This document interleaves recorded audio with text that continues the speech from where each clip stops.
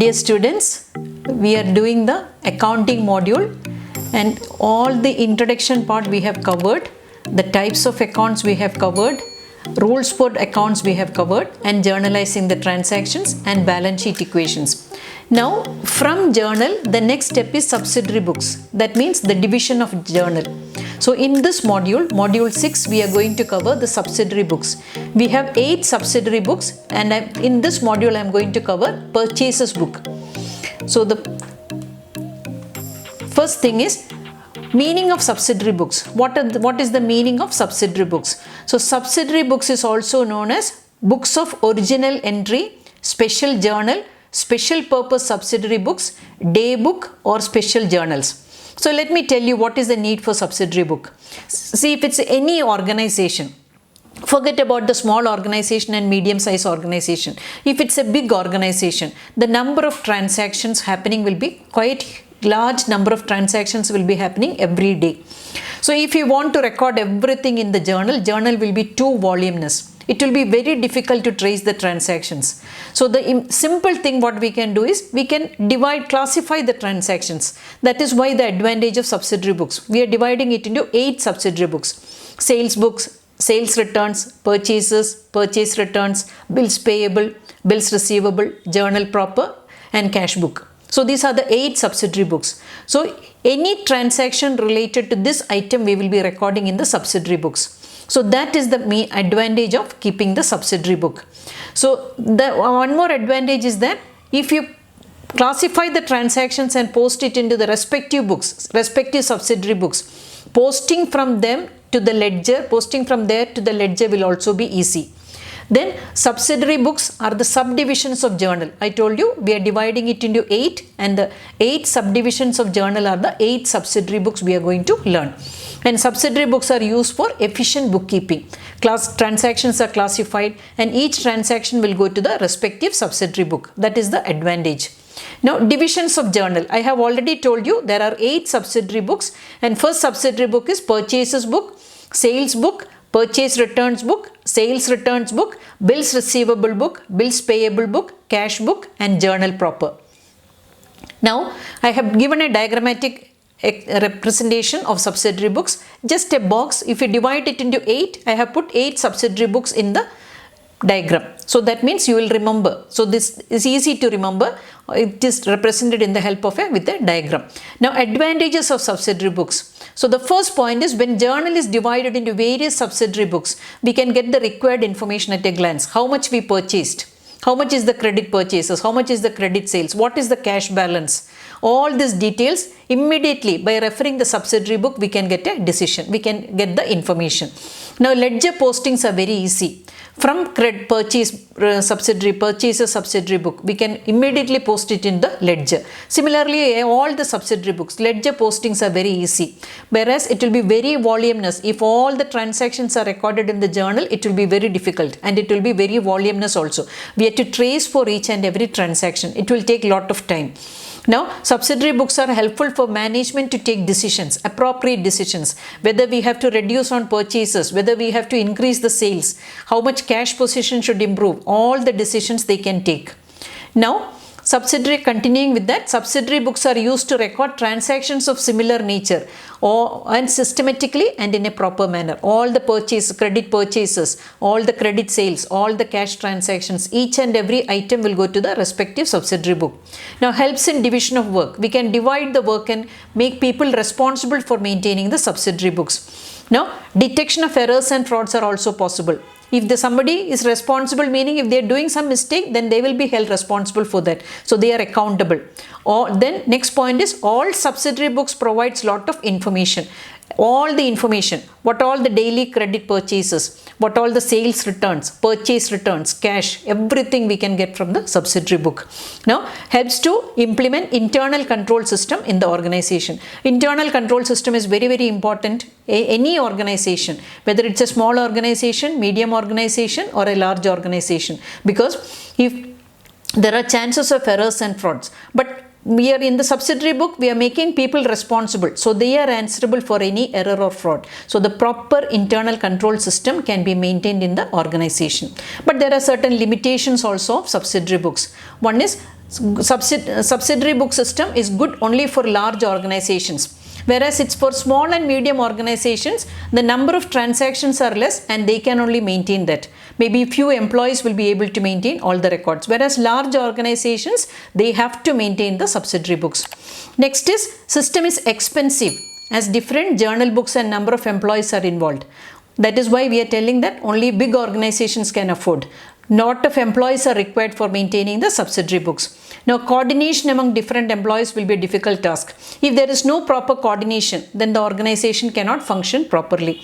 Now, incorrect postings in the subsidiary books will create problems. If the employee somehow omits one transaction, if he is making some wrong entries, if it's a new employee, he is not sure about the system, if he is making some mistakes in the subsidiary book, then it will be a problem, because from there we are taking the transactions to the ledger. So everything will go wrong. So these are the limitations of subsidiary books. Now I told you I am going to explain what you mean by purchases book in this module. So purchases book is used to record only credit purchases. Second point is you have to remember that what is purchase. See, there are assets we can purchase and goods for regular use we will purchase, whatever the firm is dealing with. See, if it's a cement dealer, the cement he has to buy because that is the item he is regularly dealing with. Whereas at the same time he will buy furniture, he will buy vehicle, he will buy machinery, he will buy buildings. So two types of current assets and fixed assets they will purchase. But credit purchase of the goods what he is dealing with, that only will come in the purchases book. If it's a cash purchase, it will automatically go to the cash book. Similarly, you have to remember if they are buying a fixed asset, definitely it will go to journal proper. It will not come in the purchases book. So this book is also called purchases day book, bought day book, purchases journal, invoice book. All these things, all these other names are also used for purchases book. So purchase of asset, you have to remember that it will be recorded in the journal proper. Now continuing with that, all cash transactions, I have already mentioned that all cash transactions will be recorded in the cash book. Second one is cash purchases are recorded also. Cash purchases are recorded in the cash book. Now credit purchases are recorded in the purchases book. Now credit purchase of asset, it will go to the journal proper. So I am emphasizing that these are the points, important points. Now the next slide I am giving the format of a purchase book. It has got 8 columns. First one is date, second is name of supplier, then inward invoice number. So that invoice number you have to write, and ledger folio, quantity, price and amount. Now the first problem we are going to do that with 5 transactions. One problem I will do and I will give more problems in the description box. So one problem I will explain properly. Now it's your duty to work out the extra problems and you have to gain the experience. So enter the following transactions in the books of Messrs. G Book Bureau, a book dealer. So the first transaction is 2020. He bought October 1st, he bought 100 mathematics textbooks at rupees 50 per book from Messrs. Sultan Chand and Company. Second one is October 3rd, he bought 50 auditing books at the rate of rupees 75 per book from Messrs. S. Chand and Company. Third is October 12th, he bought 100 management books from Messrs. Tata, McGraw and Hill Company at rupees 200 per book. Next is October 14th, bought 100 statistics books from Eliza Publishing House at rupees 150 per book. Next one is October 16th, bought 20 banking books from Mrs. Kalyani Publishing House at 75 per book. So we are dealing with the credit purchases of one book dealer with 5 credit transactions. So this how we will post it in the purchases book. So I told you a purchases book has got 8 columns. So in the column date we have to put. So 5 transactions. One is October 1st, October 3rd, October 12th, October 14th and October 16th. So first transaction is from Messrs. Sultan Chand. He is buying 100 books. The rate is 50. So the amount column 50 into 100, it will be 5,000. Second one is Miss S. Chand and Company, auditing book he purchased. So 50 books he purchased at the rate of 75 and the amount will be 3,750. Next is Messrs. Tata, McGraw, Hills and Company. he bought management books, 100 books at the rate of 2000. So the rate is 20,000. Now, Mrs. Eliza Publishing House, the statistics book, 100 copies purchased at the rate of 150. So the amount is 15,000. Now, Mrs. Kalyani Publishing House, banking book he purchased 20 books at the rate of 75. So it is 1,500. So the total is 45,250. So this is the purchases book total. Now we have to, I told you from here we are going to post it in the ledger. We have not learned ledger, but I will just show that how it will appear in the ledger books. And so the first one, if you see that, now it is the book, G book bureau account debtor to Sultan Chand. That is how it's appearing in the purchases book. So when you are writing Miss Sultan Chand account, here we have to buy purchases account. So by purchases account we are posting and the value is 5,000. Similarly, you have to post for the next person, Miss S. Chand and Company, by purchases 3,750. Next is Tata McGraw Hills, by purchases 20,000. Next is Mrs. Eliza Publishing House, by purchases 15,000. Now Mrs. Kalyani Publishing House, by purchases 1,500. Now the final, if you take that, how the posting, total posting will appear in the G book bureau account is to sundries. Sundries meaning all the credit purchases together, total is 45,250. So if you take the ledger balances of each publisher, 5 publishers we have learned. So 5 publishers credit balance, if you take, this will be equal to this G book bureau debit balance 45,250. That is how we will verify that whether the posting from subsidiary books to the ledger account is correct. So now we have to see that the individual accounts we are taking, 5 publishers account details, the credit balance we will take, and this will go to G book bureau's account, the debit balance it will be equal 45,250. So this is what I want to explain with this module, purchases book.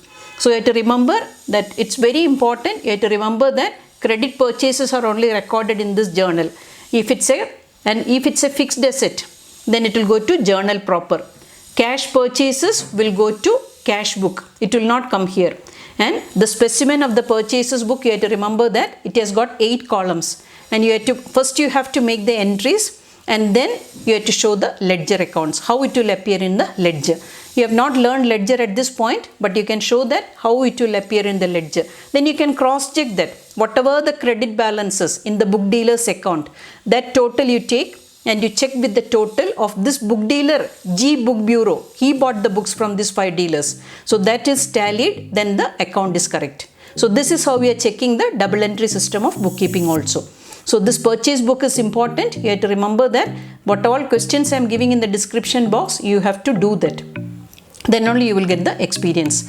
So this is the module I want to give, and thank you for watching for this video, and you come share this video and promote this and give me valuable suggestions and feedback. See, that will be the encouragement. And happy learning. And previous modules we have provided the link in the description box, so you have to see that, and all that whatever questions I am posting in the description box, you have to do that. Only with hard work you can progress. So, and this is an important subject. If you want to continue with commerce, you have to learn this subject. This is the base. From here we are building. So here you have to remember, and happy learning with Dr. Alice Mani. Thank you.